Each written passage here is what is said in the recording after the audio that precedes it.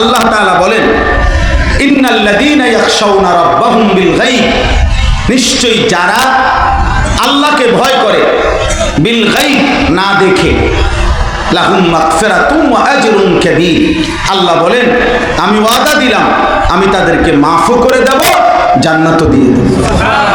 আজরে কবীর মানে as-সাওয়াবুল জাযীল, ইয়ানি আল জান্নাহ, তাফসীর আছে, মানে আমি জান্নাত দিয়ে দেব, মাফও করে দেব, জান্নাতও দিয়ে দেব। তো এই কথাটা কি? এই কথার দুইটা তাফসীর, দুইটা অর্থ। এক নাম্বার হলো আল্লাহ তাআলা বলতে চাচ্ছেন আমি আল্লাহকে যারা না দেখে সর্বাবস্থায় ভয় করবে আমি তাদেরকে মাফও করব, জান্নাতও দেব। জান্নাত আল্লাযীনা লাম ইয়ারাউ, যারা আল্লাহকে দেখে না অথচ ভয় করে, অথচ ভয় করে ফিস সিররি ওয়াল আলান, গোপনেও প্রকাশ্যেও, একাকীও সবার সাথেও, ঘরেও বাইরেও, যারা আল্লাহকে ভয় করবে, আল্লাহকে ভয় করবে, আল্লাহকে ভয় করবে, আল্লাহ বলেন আমি তাদেরকে মাফও করে দেব, জান্নাতও দিয়ে দেব। এটার একটা সহজ উদাহরণ বলি, তাহলে আপনি বুঝবেন। যেমন রোজা, উদাহরণটা হলো রোজা। রমজান মাসের আমরা যে রোজা রাখি, এই রোজা রাখা অবস্থা যদি গ্রীষ্মের কাঠফাটা রোদ হয়, তীব্র গরম, মনে করেন পানির তৃষ্ণায় কলিজা ফাইটা যাইতেছে, কিন্তু এই লোকটা নিশ্চিন্তে ইচ্ছা করলে গোপনে আড়ালে বউ বাচ্চারও না দেখাইয়া একাকী সে পানি পান করতে পারে, খাবার কিছু খাইতে পারে, ইচ্ছা করলে পারবে। আর বাইর হইয়া যদি সবার সামনে না বলে তাহলে কেউ বুঝবে না সে যে রোজাদার না, সবাই মনে করবে সে তো রোজাদার। তাহলে এটা সম্ভব কিনা? মানে বাহ্যিক দৃষ্টিতে সম্ভব কিনা? এটা সম্ভব। কিন্তু এরপরেও একজন ঈমানদার সে এই প্রচন্ড তৃষ্ণা ক্ষুধা উপেক্ষা করে সে একাকী খাওয়ার সুযোগ আছে গোপনে, তারপরও খায় না, হ্যাঁ, বরং পূর্ণ অভুক্ত ক্ষুধার্ত তৃষ্ণার্ত তবুও রোজা রাখে, কার ভয়ে? এই কথা। তাহলে এখানে মূল কার্যকর, একাকী সুযোগ ছিল, পারত, কিন্তু তবুও খাইল না, পান করল না, মূলত তার হৃদয়ের মধ্যে ভয় কার? আল্লাহ। আল্লাহ বলে এইটাই শুধু তুমি অন্য জায়গায়ও প্রয়োগ করো। অর্থাৎ তোমার এটা তো রোজায়, এবার তুমি নামাজে, যাকাতে, হজ্জে, উমরাতে, বাজারে, ব্যবসাতে, ঘরে, সংসারে, বউ বাচ্চার চলাফেরার ক্ষেত্রে, লেনদেন করার ক্ষেত্রে, মানুষের সাথে আচরণ করার ক্ষেত্রে 24 ঘন্টায় তুমি এইটাকে এবার অন্য জায়গায়ও প্রয়োগ করো। আমি একাকী থাকি, সবার সাথে থাকি, আমি গোপনে থাকি, আমি প্রকাশ্যে থাকি, আমি সব অবস্থায় আল্লাহকে ভয় করি। কাকে ভয় করি? আল্লাহ।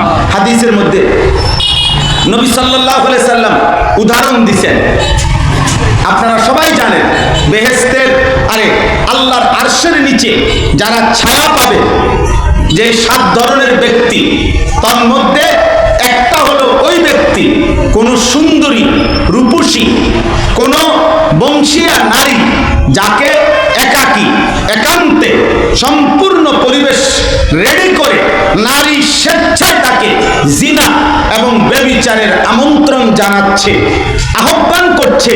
ওই অবস্থায় যেই যুবক বলবে, যেই পুরুষ বলবে ইন্নী আখাফুল্লাহ, আমি আল্লাহকে ভয় করি, এই পৃথিবীর কেউ না জানুক, কেউ না দেখুক, আমার আল্লাহ দেখে, আমার আল্লাহ দেখে, আমার আল্লাহ দেখে, আমি আল্লাহকে ভয় করি।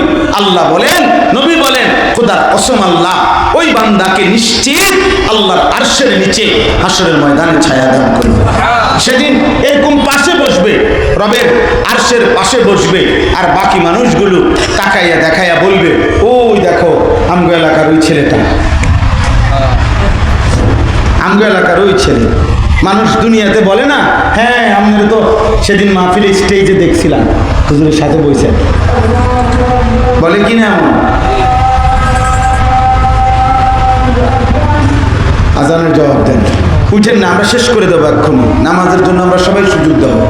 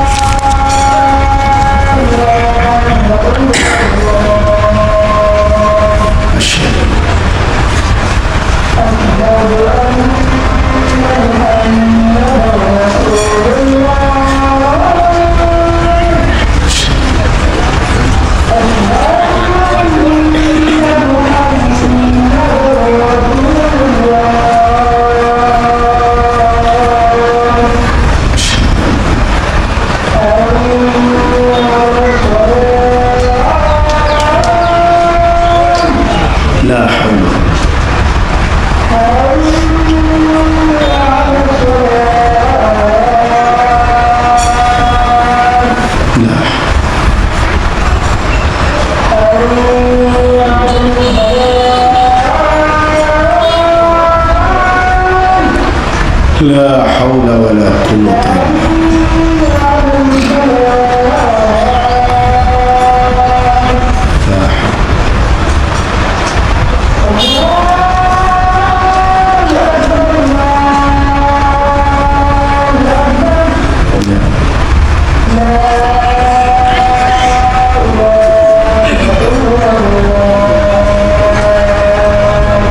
اللهم صل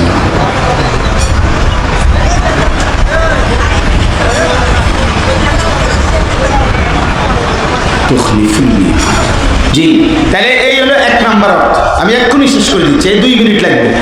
তাহলে প্রথম অর্থ হলো সব অবস্থা আমি কাকে ভয় করি? আল্লাহকে।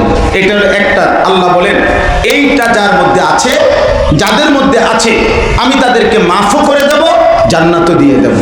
এই আয়াতের দ্বিতীয় অর্থ হইল যারা আল্লাহকে ভয় করে না দেখে। এই কথার দ্বিতীয় অর্থ হইল যারা আল্লাহর আযাবকে না দেখে ভয় করে। ইয়াখাফুনা আযাবাহু আল্লাযীনা লাম ইয়ারাউ, যারা আযাব দেখে না।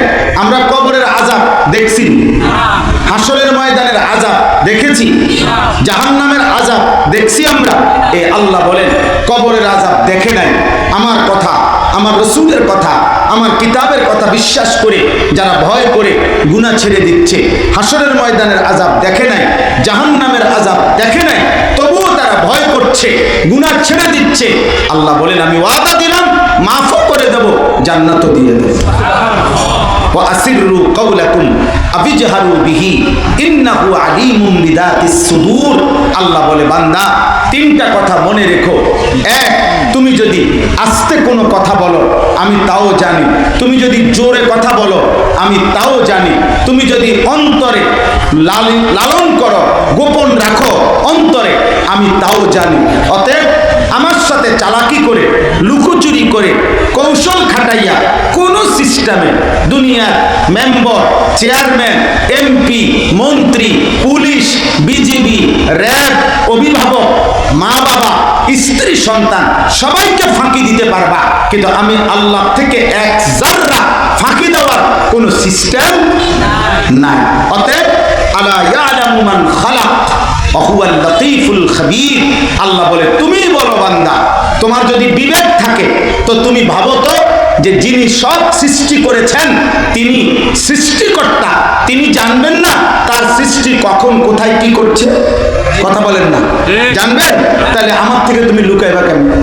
আমার থেকে তুমি আড়াল হবা কেমনে?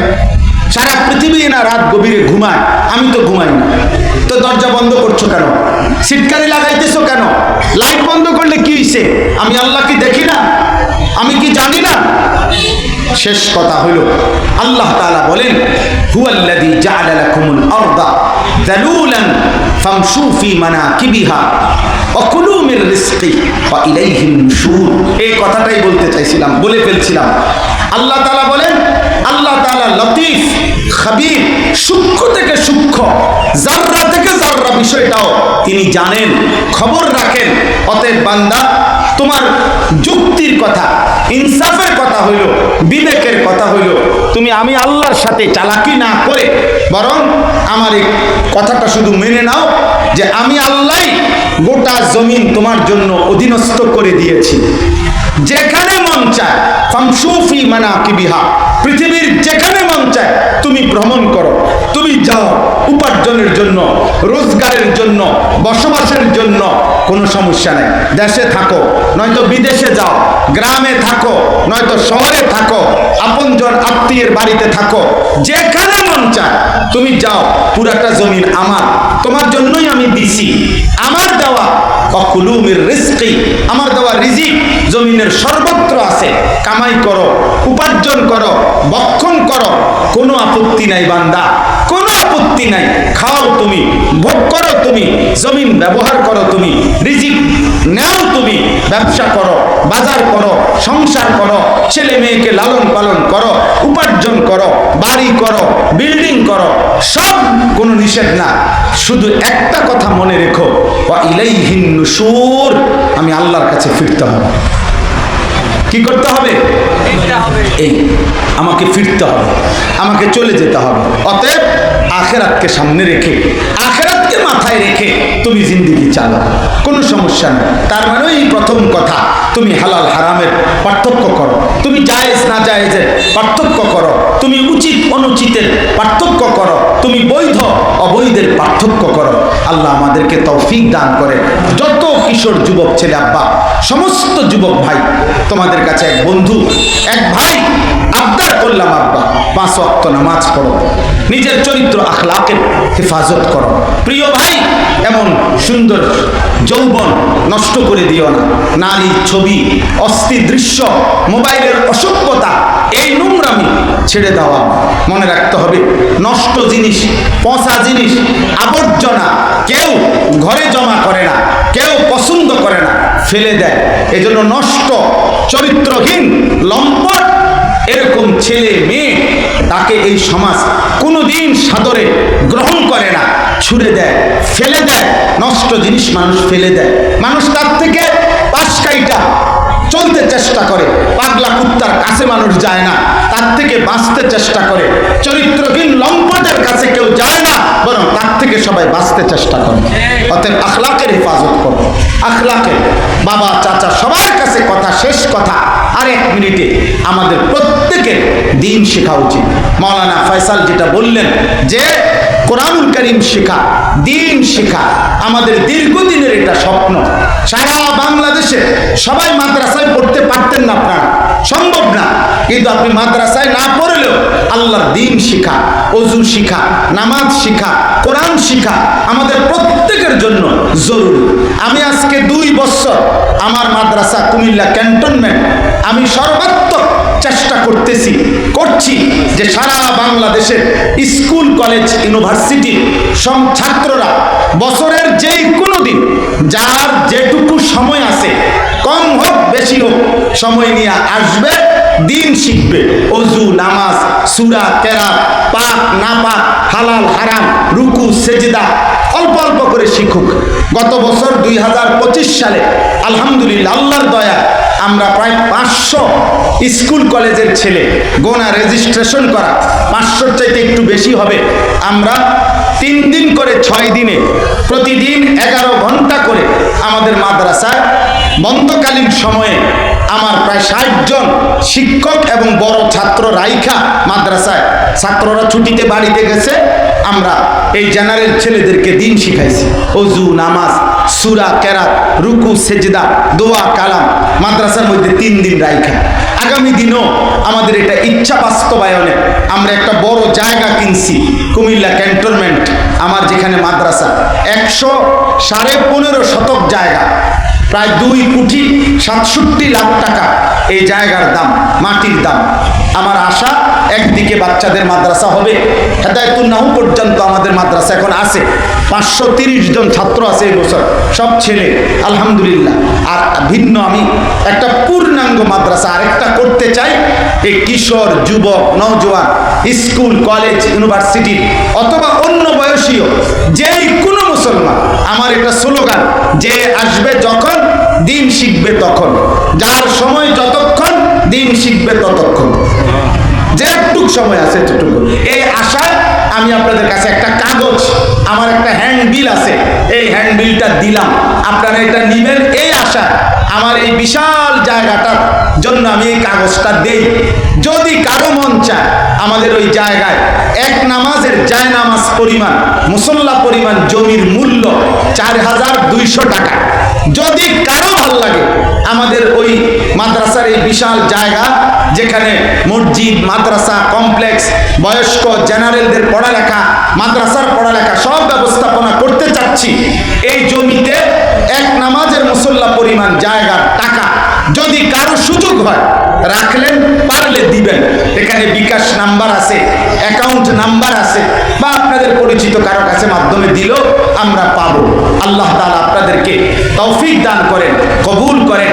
সকলকে আল্লাহ তাআলা দ্বীনি কাজের সাথে, নেক কাজের সাথে কিছু পরিমাণ হলেও অংশগ্রহণ করার